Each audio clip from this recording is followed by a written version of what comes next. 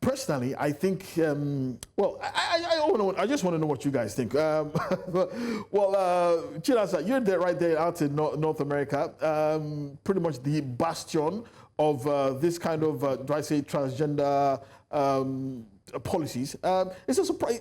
It's honestly, basically it's a matter of time. A lot of people believe it's a matter of time before this policy is going to be all-inclusive to allow women professional boxing. I don't know. There's already one or two, I think, in soccer as well. But basically, they think it's just a matter of time before all the major sporting codes allow transgenders to compete. Yeah, Tunde, this is a very I don't even know what to say about it because it's a very touchy subject. But my personal views that I think, for like you said, for fairness and everything, I think women should be, competing against their fellow women, and especially not somebody that was born as a man and decides that they feel like they're supposed to be a woman or they want to be a woman and they transition into being a woman.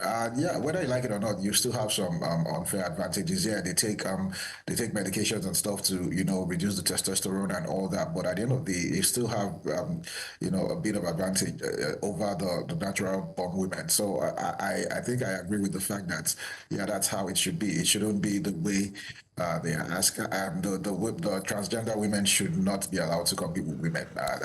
Maybe create their own category for them. Them. Yeah. Wale, you agree? Yeah, I think I told that line. I think it was last week we had a story about the transgender football league in Spain.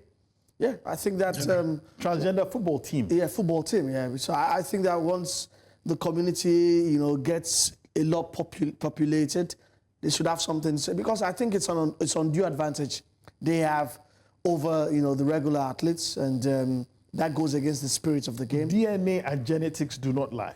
They do not lie. Of course. If you're born as a man, you still have the physical advantages of a man in any sport. And we could see the controversy that happened in boxing at the Olympics with the Algerian boxer and the Taiwanese boxer as well. I mean, it's funny, talking about that one. It's funny because now you're even seeing naturally born women, like biological women, who are being told maybe because they have a high testosterone, they're being told that they should not compete with their fellow women, and because they are citing that they have advantages. Now you're telling men, but you're looking for ways to allow men who have transitioned into women to compete with biological women. It's just like, I think the best solution is for because we want it to be all inclusive. So the best solution is for them to have transgender category so they can Chinasa, if you live long enough, there's nothing you will not see. I assure you. If you live long enough, you probably see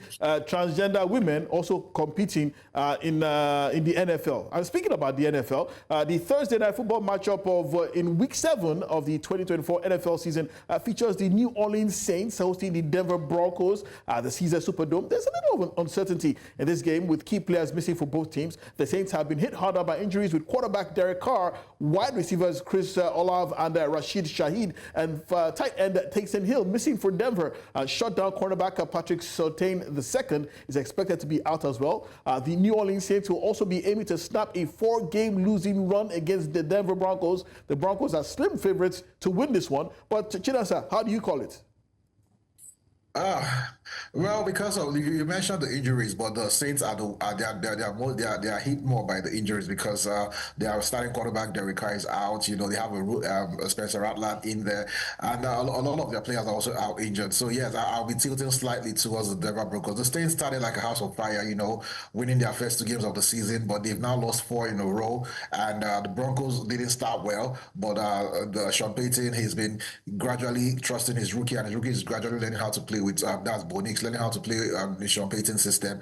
Yeah, and another twist to this particular game is that Sean Payton used to be the coach of the New Orleans Saints. He was the one that led them to a Super Bowl when they won their Super Bowl with Drew Brees as the quarterback. So he's coming back to face his old team, and of course he would want to get one over them. Okay, well, thank you very much, Chinasa. Short, sharp, and sweet.